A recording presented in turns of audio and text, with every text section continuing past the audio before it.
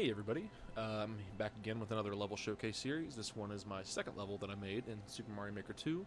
It's called Mr. Weegie's Atomic Frosty, and it is a precision stage that's centered around the spin jump mechanic.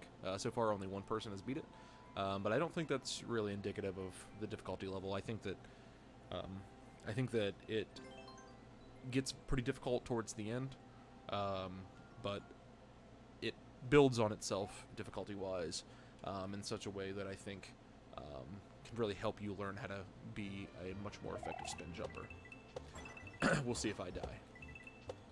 So you start out with just some simple spaced jumps into a elevator jump off the big thwomp. And if you go to the left here, you get a little reward, power up.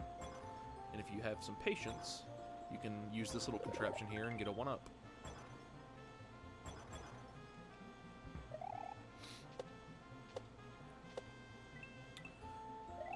This is just a pretty straightforward spin jump thing. It is possible to actually fall in between them there. I added as many as I could, but occasionally there are 1 pixel gaps. And then obviously I put the Koopa here. You can make the jump without the Koopa, but the Koopa makes it a little easier, so you can get that little power up there, or the extra coins. And I put a little power up there.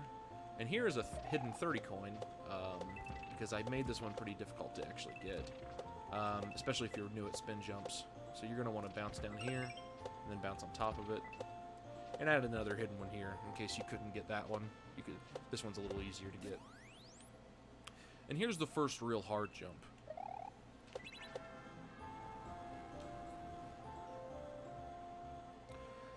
I know a lot of folks will probably struggle with that one. And if I make another version of this level, I'll definitely put a checkpoint just before this jump, instead of where it currently is. I did give you a little room here with some power-ups, in case you needed them.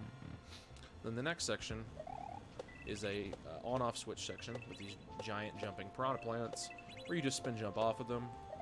And we've got that followed up with a tiny little bomb excavation section. Coming up on the first checkpoint, we just have one more thing to do, which is the red coin collection section, which looks very difficult. It's not. Just press the trigger and hold right, and you're good to go. And now we are at the first checkpoint.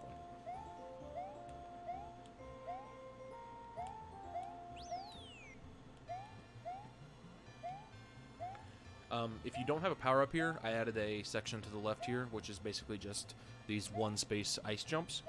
If you make it over there, you do get a 1-up, and you also get a star, so that coming back you don't have to try. It makes it free. But I won't do that for the video. This is probably the single toughest jump. What we have to do is you need to spin jump, grab the shellmet, kill both of the thwomps, and then go through the door. The only thing left to do is the actual final boss fight, but I added a few little things here in case you just want to explore. A little contraption here that gives you a 1-up. And I believe there's a power-up in there just in case you don't have the shellmet. But having the shellmet makes things a little easier for everyone involved, especially for the boss fight.